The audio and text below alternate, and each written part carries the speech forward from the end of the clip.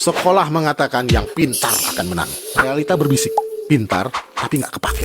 Selamat datang di Rudox, ruang paradoks, di mana realita dan fakta collide, bertabrakan. Di kelas yang ranking 1 dipuji, yang nilainya tinggi diagungkan. Semua dipaksa percaya, pintar sama dengan masa depan cerah. Tapi setelah lulus, kenyataan mulai bicara. Yang dulu biasa aja, buka usaha.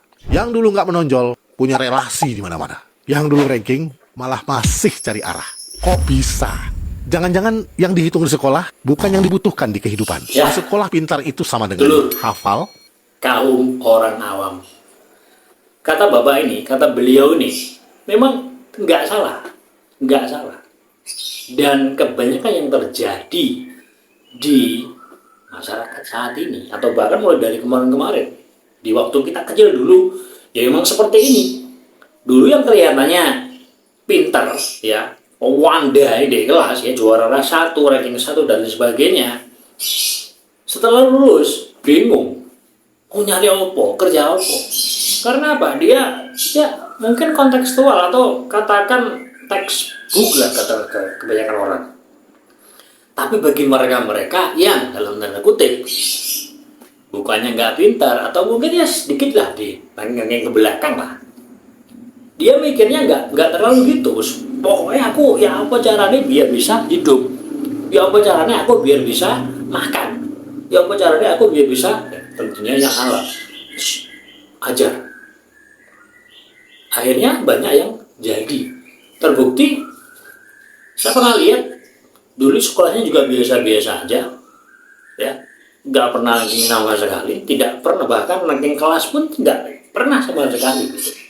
Tapi ketika sudah di luar, dia jadi seorang belantik, coro jalan ya, belantik mobil, ya, dagang ini, dagang itu, bahkan pernah ke luar negeri untuk nyari, dia nggak mikir.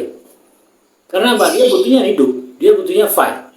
Dan akhirnya dia bisa punya rumah sendiri, sudah nggak ngontrak, dia sudah bisa bikin usaha sendiri untuk di kalangan desa ya, nggak yang mulu-mulu dalam tanda kutip. Itu banyak terjadi sekali. Bahkan yang konon ya, ranking terbaik di kelasnya itu banyak yang ya dalam tanda kutip di belakang meja. Untuk dia mau mulai usaha sendiri, untuk dia mulai menghasilkan sendiri, itu masih banyak berpikir kalau nggak digaji sama orang dia nggak bisa. Dia bukannya salah, bukannya orang pintar itu nggak kaku, bukannya orang pintar itu nggak kepake, bukan. Namun tetapi kalau orang pintar, ya, kalau anak-anak kita yang pintar tapi diikutin dengan skill, ya, katakan soft skill lah, bahasa kekiniannya enayo, bahasanya soft skill. Kalau kata bapaknya tadi, bisa jadi ya mereka kalau kita pandang ke belakang, ya, yang cuma ngandalin pinter tok tapi nggak ada soft skill yang lainnya, ya wis mau buat apa gitu loh, mau buat apa.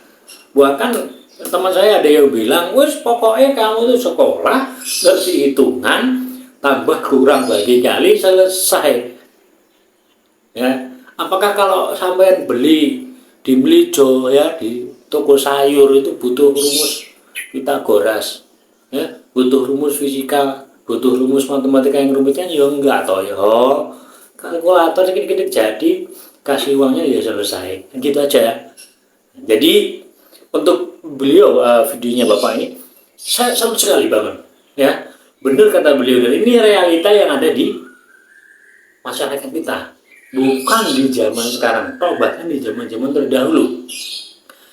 Permasalahannya adalah bukan hanya di mereka tidak bisa atau mereka cuma ranking di kelas saja. Cuman ya, alangkah lebih bagus ketika di sekolah katakan formal berprestasi, kemudian diikuti dengan skill-skill yang menunjang, ya, kepintarannya itu di luarnya, insya Allah tansel lebih bagus lagi, ya enggak? Loh, sekarang logikanya gini, mohon maaf, dalam yang nggak bisa aja anak-anak atau murid-murid atau siswa-siswa kelas yang terdulunya yang nggak ranking sama sekalipun bisa survive di luaran sana. Karena tanda kutip ya, dia nekat, katakan sebagai bonek lah, nekat gitu aja, nggak usah teori macam-macam. Bunyinya bisa. Nah, apalagi sampean yang punya anak atau siapapun ya yang sudah punya dikaruniai otak yang pintar, skill yang mampu, ya tambahan skillmu itu ojo ngandalno yang di kamu peroleh ketika kamu hitam di atas putih, ketika putih abu-abu, atau ketika kamu sekolah. Ojo ngandalin iku karena kayak megawe rek, karena kayak kerja rek, ya udah apa-apa tambahin skill lainnya baik apapun itu. Nah, insya Allah itu baru komplit ya, baru komplit ya, namanya itu baru komplit, baru klop. Nah, itu namanya baru cocok. Dan insya Allah perbaikan di kehidupan akan semakin membaik. Intinya adalah jangan puas dengan hasil yang ada di raport, ranking yang ada di raport, karena kehidupan yang sebenarnya terjadi itu setelah kamu dari sekolah. Maka benar kata Bapak, kalau skill itu tok yang diandelin di luaran, maka akan baru truke mati. Tapi tambahan dengan skill-skill yang lain. Oke, terima kasih.